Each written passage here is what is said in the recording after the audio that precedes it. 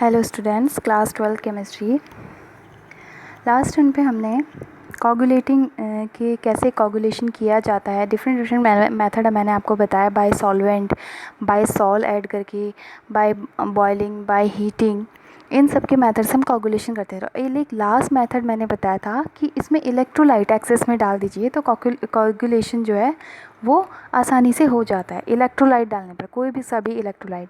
तो नेक्स्ट है हमारा उसी कोगुलेशन के बेस पर ही है, एक नया रूल है, Hardy Schulze rule.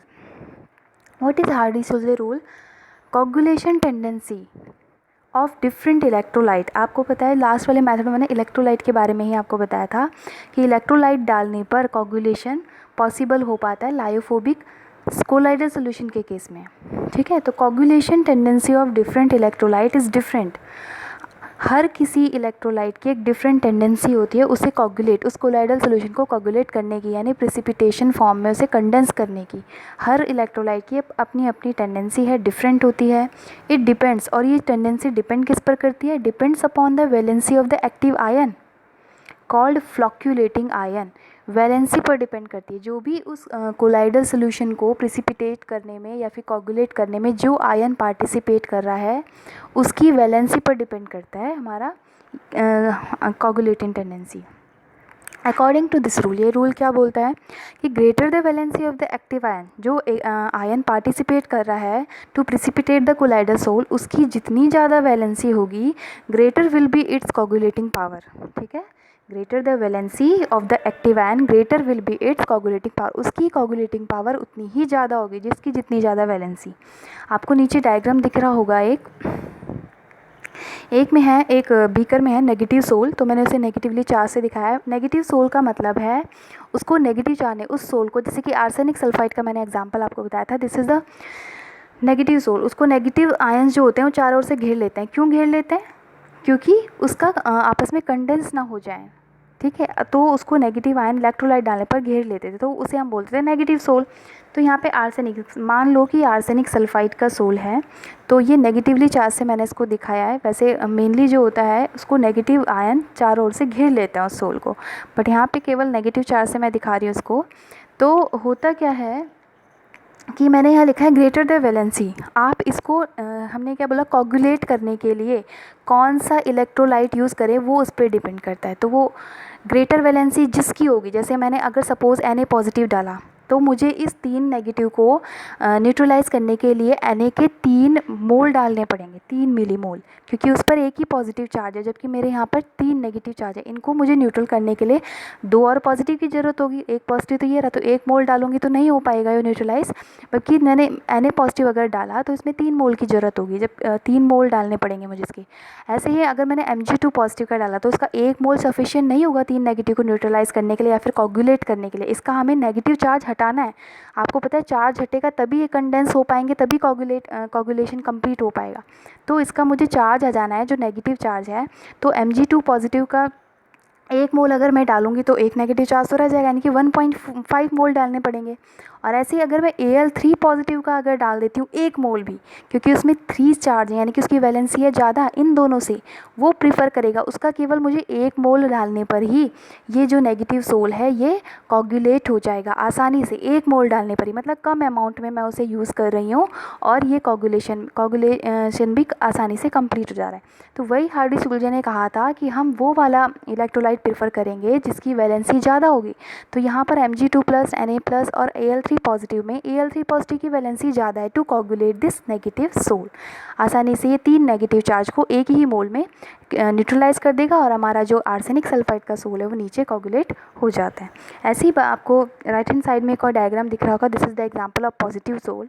May be hydroxide हम ले सकते हैं, FeOH होल थ्राइस ले सकते हैं, हाइड्रोक्साइड जितने भी हैं, हीमोग्लोबिन है, ब्लड है आपका, सारा पॉजिटिव सोल है एग्जांपल। तो यहाँ पे मैंने पॉजिटिव सोल को पॉजिटिवली चार्ज से डिनोट किया है।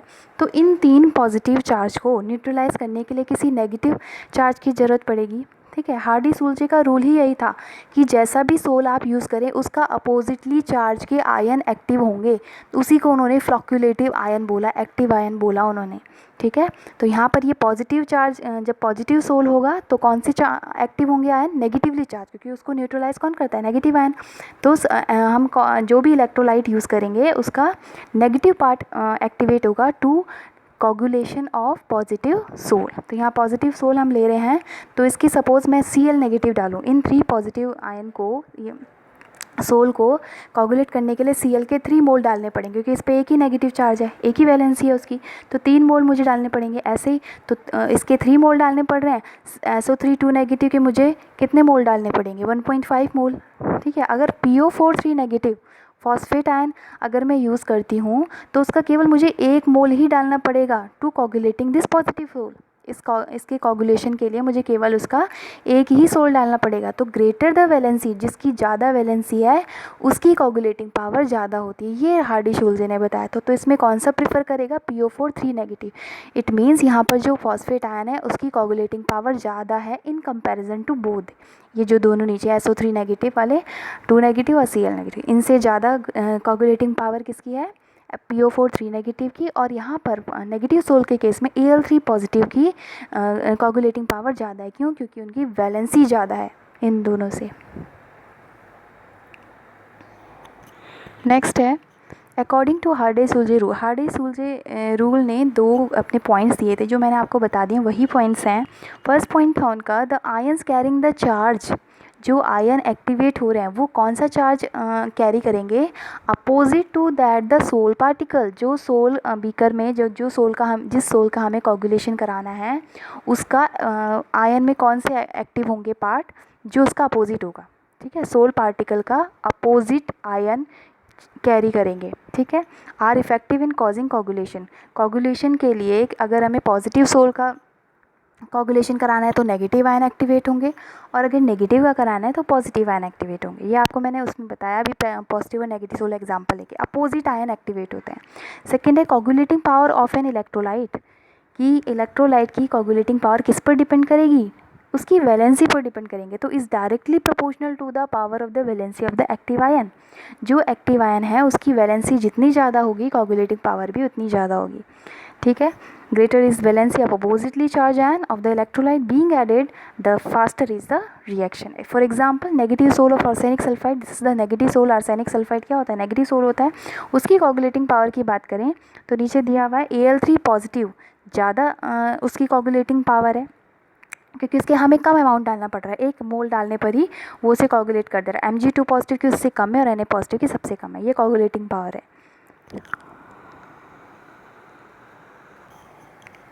Similarly, the positive soul of FeOH whole thrice peroxide sol जो है वो पॉजिटिव सोल होता है, तो उसकी कोगुलेटिंग पावर यानी कि कौन सा एक्टिव आयन, ये पॉजिटिव है तो नेगेटिव पार्ट, इलेक्ट्रोलाइट का नेगेटिव पार्ट एक्टिवेट होगा, फ्लक्चुएटिंग आयन। तो FeCN6 whole 6 4 negative is greater, उसकी सबसे ज़्यादा कोगुलेटिंग पावर है क्योंकि इस पर वैलेंसी ज़्यादा है। ठीक है, PO4 3 नेगेटिव उससे कम होगी उसकी कोगुलेटिंग पावर, SO4 2 नेगेटिव की उससे कम, और Cl नेगेटिव की सबसे कम। तो कोगुलेटिंग पावर किस पर डिपेंड करती है, वैलेंसी पर। Greater the valency the coagulating power is the greater. Next है कोगुलेशन वैल्यू और फ्लक्चुएशन वैल्यू, ये भी थोड़ा इसी से रिलेटेड है।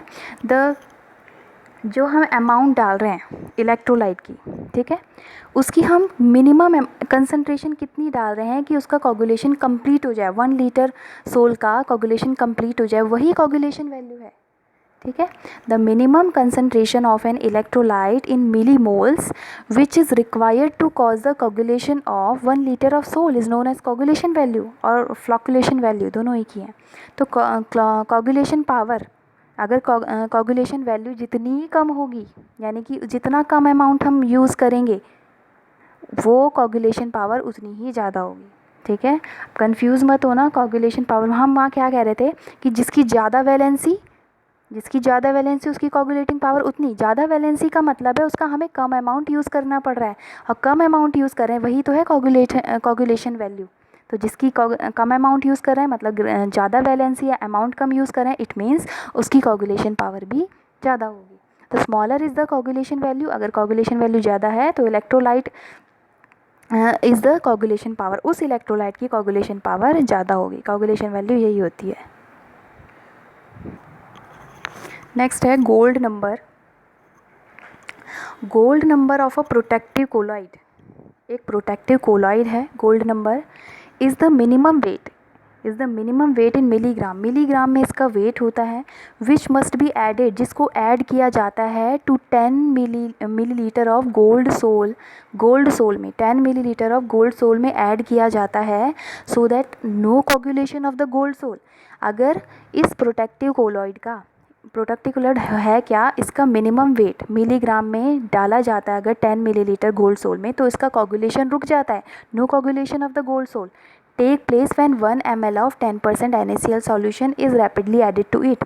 अगर इसको डालने पर, जो प्रोटेक्टिव कोलॉइड अगर हम डाल दें 10 ml गोल्ड सोल में, तो उसके बाद हम इलेक्ट्रोलाइट डालते हैं 1 ml ऑफ, रैपिडली डालते रहते हैं NaCl आपको पता है इलेक्ट्रोलाइट है, तो कोगुलेशन नहीं होता। जबकि आपने पढ़ा था अभी इससे पहले कि हम लायोफोबिक जो सोल्स होते हैं या गोल्ड सोल है लायोफोबिक होता है, उसमें हम इलेक्ट्रोलाइट ऐड करते हैं तो कोगुलेशन हो जाता है। कोगुलेशन मतलब प्रिसिपिटेट हो जाता है, नीचे कंडेंस फॉर्म में आ जाता है। बट गोल्ड नंबर क्या है, गोल्ड नंबर उसकी कोगुलेशन को रोक देता है। It is used as a protective colloid, protective colloid की तरह हम उसको यूज़ करते हैं। इसका मिनिमम वेट यूज़ करेंगे, जितना कम वेट उसको मतलब यूज़ करेंगे मिलीग्राम में गोल्ड नंबर, उतना या उसकी कोगुलेशन पावर उतनी ज़्यादा होती है। ठीक है, place when 1 millilitre of 10% NaCl solution is rapidly added to it. आपको नीचे डायग्राम दिख रहा होगा। सपोज एक बीकर है, इसमें 10 ml ऑफ गोल्ड सोल लिया है। कौन सा सोल, गोल्ड सोल, GOLD, यहाँ पे एक मिस्टेक हो गई, GOLD डी नहीं है, वो आप लिख दीजिएगा GOLD, gold sol. Lyophobic in nature होता है, ठीक है, आपको पता है लायोफोबिक है, इट मीन्स लिक्विड हीटिंग।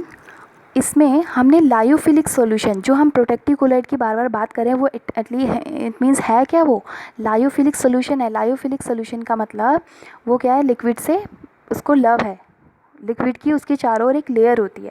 तो जब हम इसको ऐड करते हैं लायोफोबिक सॉल्यूशन में या गोल्ड सोल में, उसको ऐड कर देते हैं लायोफिलिक सॉल्यूशन को, तो ये क्या करता है, इस गोल्ड सोल के चारों ओर एक लेयर बना लेता है। ठीक है, अब इसने लेयर बना ली। अब उसके बाद हम अगर NaCl डालें, इट मीन्स इलेक्ट्रोलाइट डालें, तो उसका कोगुलेशन नहीं हो पाता, क्योंकि उसके चारों ओर तो किसकी लेयर है, लायोफिलिक सोल की एक लेयर जम गई है। तो लायोफिलिक सॉल्यूशन करता है क्या, prevent the coagulation of gold sol. तो जो मिनिमम अमाउंट हम यूज़ करते हैं लायोफिलिक सोल की to protecting these gold sol को प्रोटेक्ट करने के लिए, किससे, फॉर कोगुलेशन, फ्रॉम कोगुलेशन से। ठीक है, तो this is the gold number. Protecting power of colloid, main ये प्रोटेक्टिंग पावर ऑफ कोलॉइड जो है वो डायरेक्ट इन्वर्सली प्रोपोर्शनल होती है 1 अपॉन गोल्ड नंबर। ठीक है, गोल्ड नंबर जितना कम होगा, जितनी वैल्यू, जितना कम अमाउंट उसका यूज़ हो रहा है, इट मीन्स, तो प्रोटेक्टिव पावर ऑफ कोलॉइड उतना ज़्यादा है, मतलब उस इलेक्ट्रोलाइट या उस कोलॉइड की प्रोटेक्टिव पावर उतनी ज़्यादा है। इन्वर्सली प्रोपोर्शनल होते हैं। गोल्ड नंबर का मतलब है मिनिमम अमाउंट जो हम यूज़ कर रहे हैं प्रोटेक्टिव कोलॉइड का, वो उसकी कोगुलेशन को रोकने के लिए सफिशिएंट है, तो प्रोटेक्टिव पावर उतनी ज़्यादा हुई, मिनिमम अमाउंट हम उसका यूज़ कर रहे हैं। तो smaller the value of gold number, greater will be protecting power of the protective colloid. ये यहाँ पर एक टेबल दी है, gold number of some protective, ये प्रोटेक्टिव कोलॉइड के कुछ गोल्ड नंबर हैं। ये जो प्रोटेक्टिव कोलॉइड है, एटलीस्ट ये रियल में ये है क्या, लियोफोबिक नेचर होते हैं। तो जिलेटिन का जो गोल्ड नंबर है वो 0.005 to 0.01 है। इट मीन्स इसकी वैल्यू, इसका गोल्ड नंबर सबसे कम है, यानी कि ये क्या है, सबसे पावरफुल प्रोटेक्टिव कोलॉइड है, इसकी पावर ज़्यादा है। जिसका कम अमाउंट यूज़ कर रहा है, जिसका गोल्ड नंबर जितना कम है, इट मीन्स वो उतना पावरफुल प्रोटेक्टिव कोलॉइड है। अभी आपको बताया कि इन्वर्सली प्रोपोर्शनल होता है, power of protective colloid is inversely proportional to inversely proportional to gold number. Casein का 0.01 से 0.02, हीमोग्लोबिन का 0.03 से 0.07, egg albumin 0.1 to 0.2, gum arabic 0.15 to 0.25, starch का 20 to 25, डेक्सट्रिन का 6 to 20। इट मीन्स जैसे जैसे हम नीचे जा रहे हैं टेबल के, इनकी जो पावर ऑफ प्रोटेक्टिव कोलॉइड है वो क्या हो रही है, डिक्रीज़ हो रही है, मतलब उनकी पावर उतनी कम है क्योंकि उनका ज़्यादा अमाउंट यूज़ हो रहा है, गोल्ड नंबर बढ़ रहा है। गोल्ड नंबर बढ़ने का मतलब है उनकी जो पावर, प्रोटेक्टिव कोलॉइड की जो पावर है वो क्या हो रहा है, डिक्रीज़ हो रही है, डिक्रीमेंट हो रही है। जितना कम गोल्ड नंबर होगा इनमें, इसका मतलब है वो उतना पावरफुल प्रोटेक्टिव कोलॉइड है।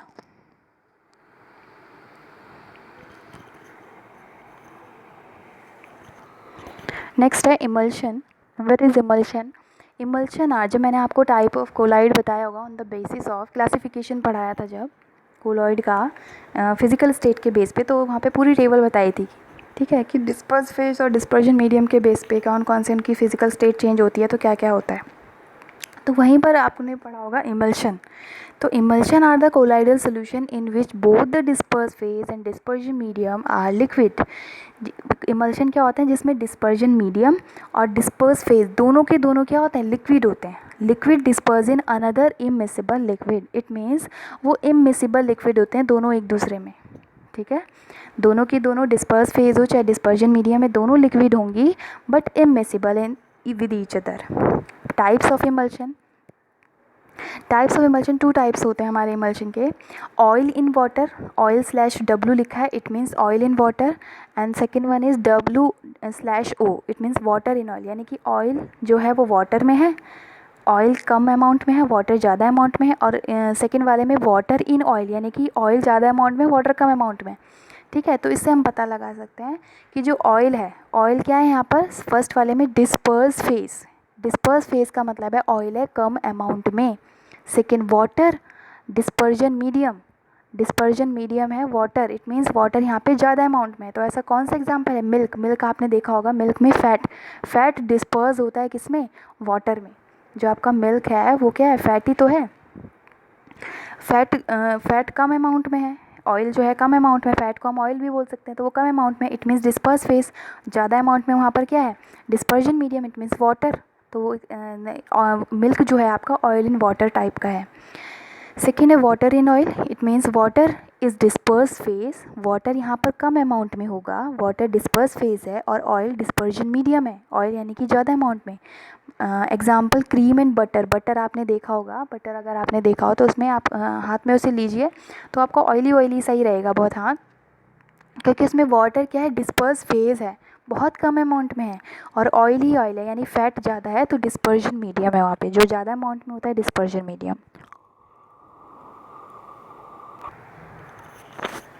नेक्स्ट है to test the type of emulsion.